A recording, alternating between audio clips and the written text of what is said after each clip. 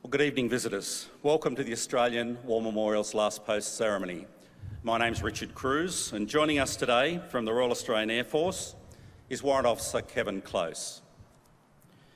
We welcome the veterans who have served, those that are still serving, and the families that support them. We're honoured to acknowledge Colonel Henry Newman, Commander of the Bundeswehr Chemical, Biological, Radiological and Nuclear Defence Command in Bruchsal, and the accompanying delegation. We're also honoured to acknowledge Colonel Kenneth Moss, Commander, 374th Airlift Wing, Yokota Air Base, Japan, and the accompanying delegation. We also welcome Mr John King, President of the Return and Services League of Australia, ACT branch. We warmly welcome the Australian Bureau of Statistics, Aboriginal and Torres Strait Islander Group, who are also joining us this evening.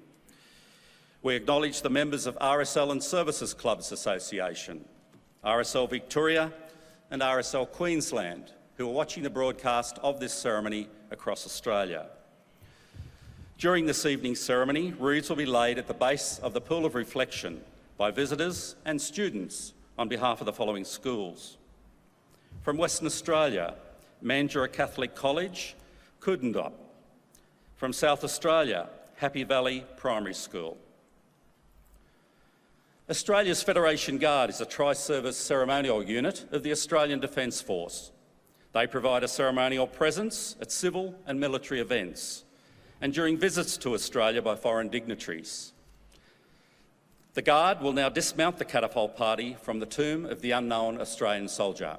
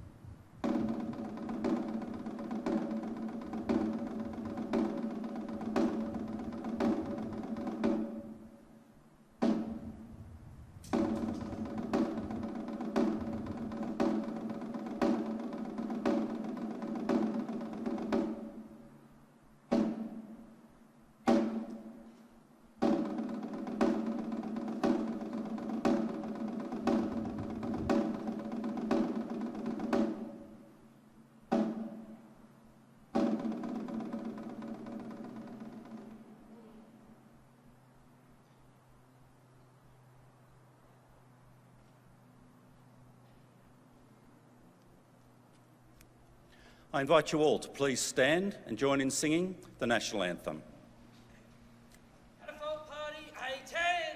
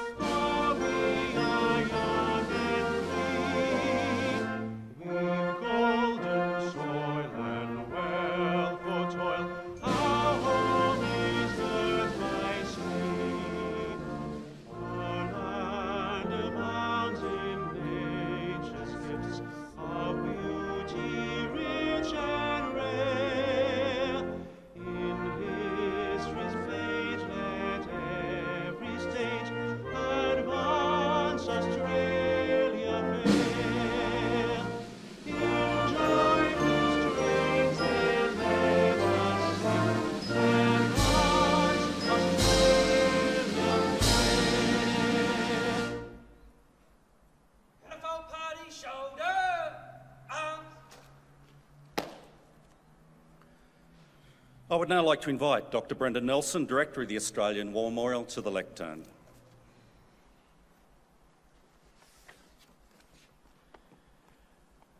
For the 4 years that was the cataclysm of the First World War, the worst for Australia was 1917.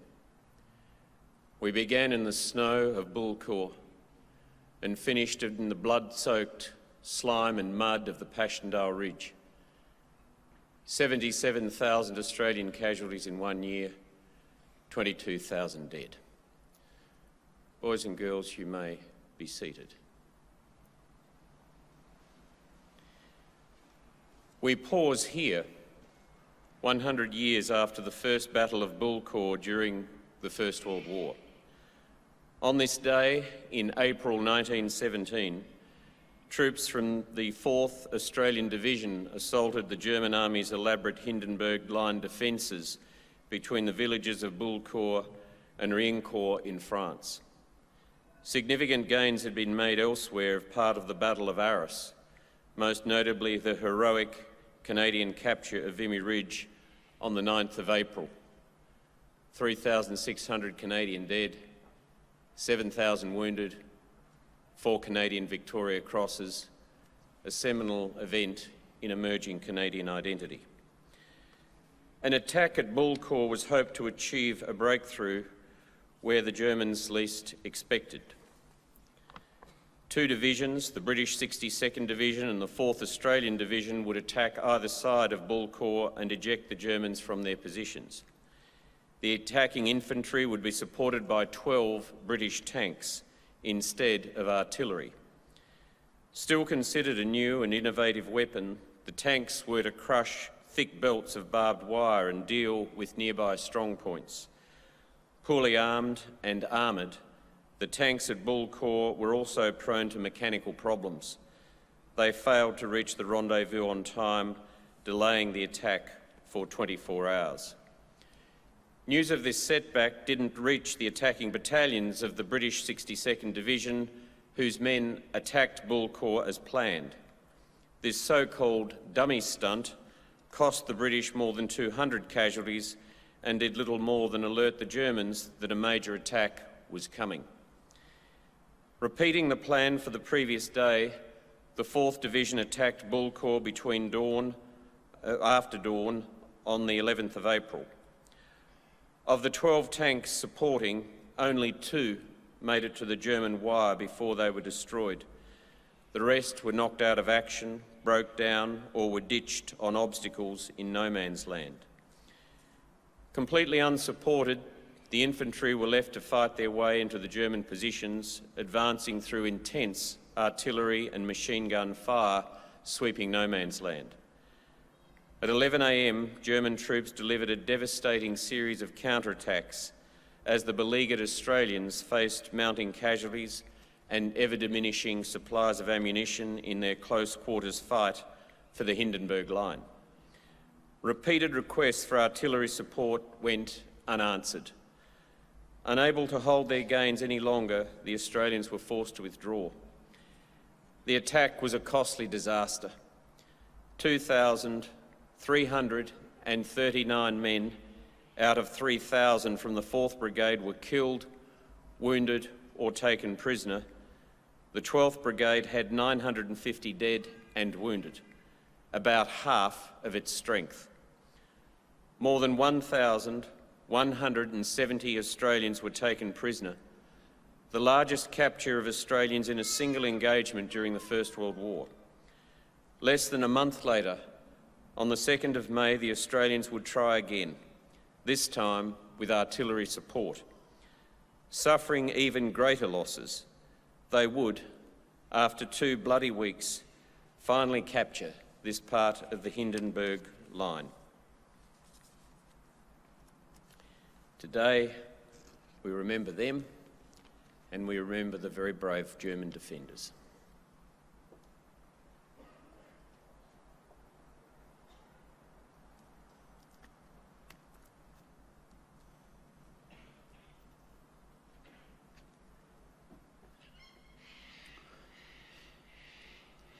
Thank you, Dr. Nelson.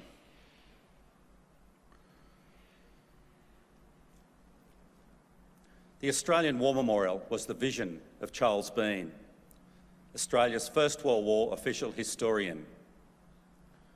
Bean landed with the Australian troops on Gallipoli and stayed with them at the front through to the end of the war.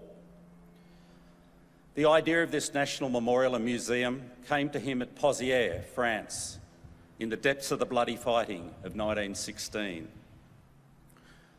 Bean's idea was that this would be a place where families and friends could mourn loved ones buried in faraway places. It would also be a place that could help all Australians understand what these men and women had endured and what they had done for us. Bean's vision, to which we remain true, is best expressed as inscribed in the entrance to the memorial's galleries. Here is their spirit, in the heart of the land they loved, and here we guard the record which they themselves made. Tonight we'll read the story behind just one of those on the Roll of Honour, which lists the names of more than 102,000 men and women who have given their lives for us in war and operations over more than a century. But first, we present a lament, Flowers of the Forest. Wreaths and floral tributes will now be laid at the base of the Pool of Reflection.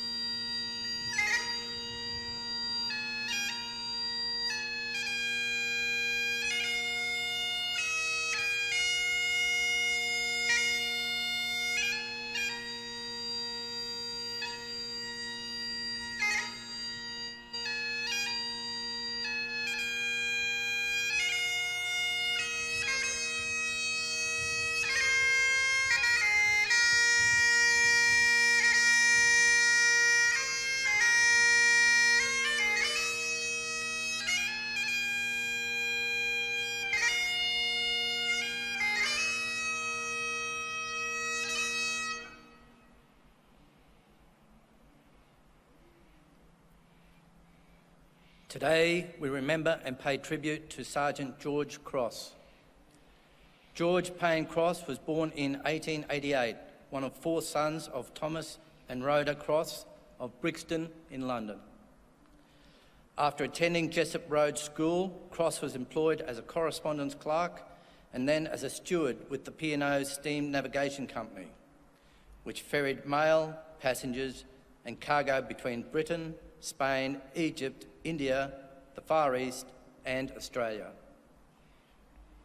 Cross made at least 7 voyages to Australia between 1907 and 1913 and was perhaps residing in short-stay accommodation in the Sydney suburb of Cogra when the British Empire went to war in August 1914.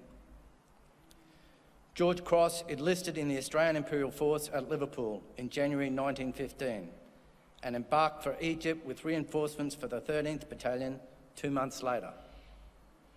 He landed on Gallipoli on the evening of the 25th of April 1915 and was involved in establishing and defending frontline positions in the area that became known as Quinn's Post. After about a month on Gallipoli, Cross was evacuated suffering from wounds received in action. He also received treatment in Egypt from a hernia, but became sick following an operation and was transferred to England, where he spent the following 6 months recovering. During this time, he returned to Brixton to visit his parents and married Daisy Ascombe, becoming a loving stepfather to her daughter Catherine. Cross returned to Egypt in January 1916 after Australian troops had withdrawn from Gallipoli. He rejoined the 13th Battalion and spent the following months training as the AIF expanded and prepared to move to the fighting on the Western Front.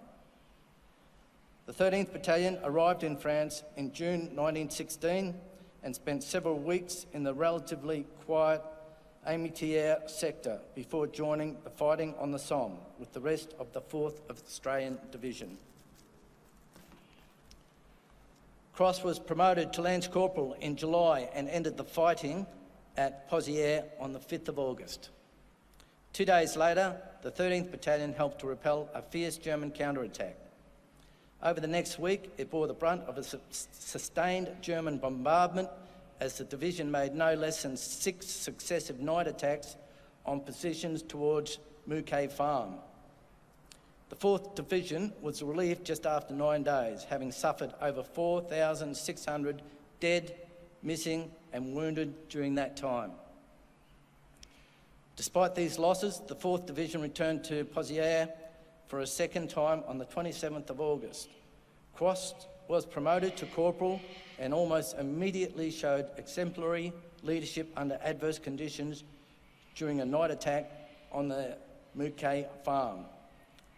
Separated from the main body of his company, with great coolness and determination, Cross held his section together until he could locate his company's whereabouts, exhibiting great bravery and resource in the trenches. When the division was finally relieved from Pozières, Cross was promoted to sergeant and awarded the Military Medal for conspicuous bravery. He was, by all accounts, a finer soldier as you could get.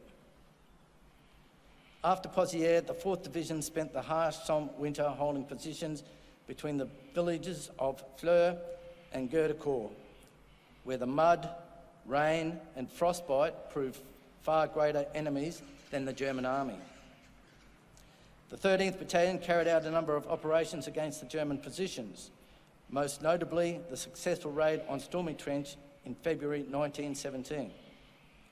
It also participated in the advance that followed when the German army relinquished its Somme defences to take up positions 30 kilometres to the east, along its recently completed defences known as the Hindenburg Line. On the morning of 11th April 1917, the 4th Division made a costly and unsuccessful attack on the Hindenburg Line at Bullecourt that resulted in over 3,000 casualties. Sergeant Cross was listed as missing in action, and his wife Daisy wrote often to the Australian Red Cross office in London seeking information. I would be most grateful if you could only relieve my suspense should you happen to have his name among the prisoners, she wrote in June 1917. Australian prisoners later described seeing a cross in the thick of fighting in the German trenches, but his name did not appear among those confirmed as prisoners of war. One eyewitness described how he was in charge of a bombing party in a sap which bombed the enemy back, but they returned and he was left to cover our retreat. Another claimed to have seen him killed by German machine gun fire while searching for grenades to repel the attacking German troops. Without any further word of his whereabouts, a court of inquiry later determined that George Cross had been killed in action during the bitter fighting of the 11th of April 1917. He was 28 years old. Today his name is listed on the Australian National Memorial at Villiers Bretton Hoe with more than 10,700 other Australians who died in France during the First World War and have no known grave. It is also listed on the Roll of Honour on my right, among more than 60,000 Australians who died while serving in the First World War. This is but one of the many stories of service and sacrifice told here at the Australian War Memorial. We now remember Sergeant George Payne Cross, who gave his life for us, for our freedoms, and in the hope of a better world.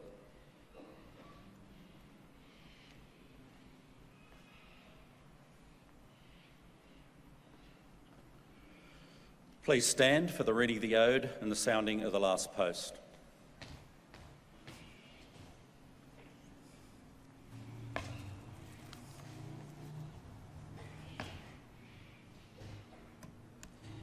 They shall grow not old, as we that are left grow old. Age shall not weary them, nor the years condemn. At the going down of the sun and in the morning, we will remember them. We will remember them. Capital Party, present!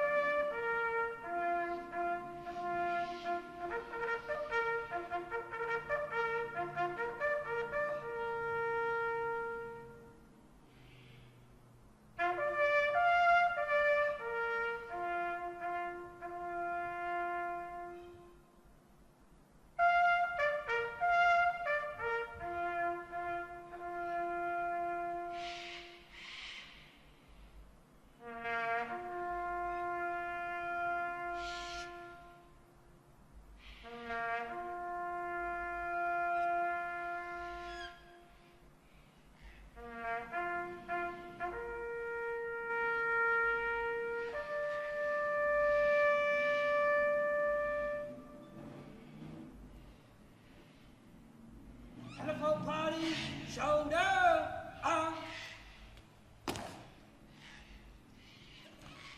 Lest we forget.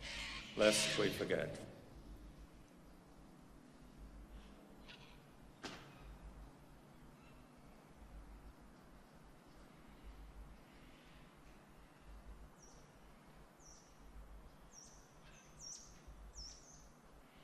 Catapult Party, outwards! Turn! Catapult Party, quick! March!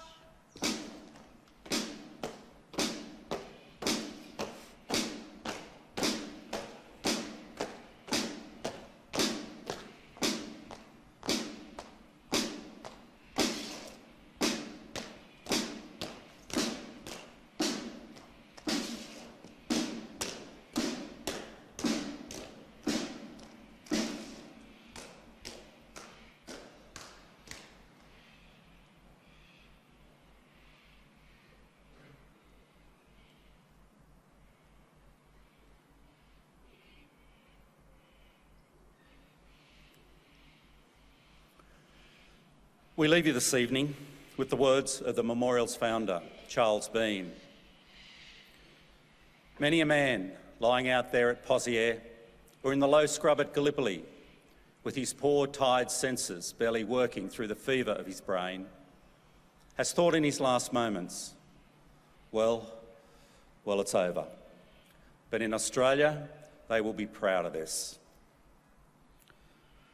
Ladies and gentlemen, girls and boys, that concludes the last post ceremony. We thank you for visiting the Australian War Memorial and wish you all a very good evening. Thank you.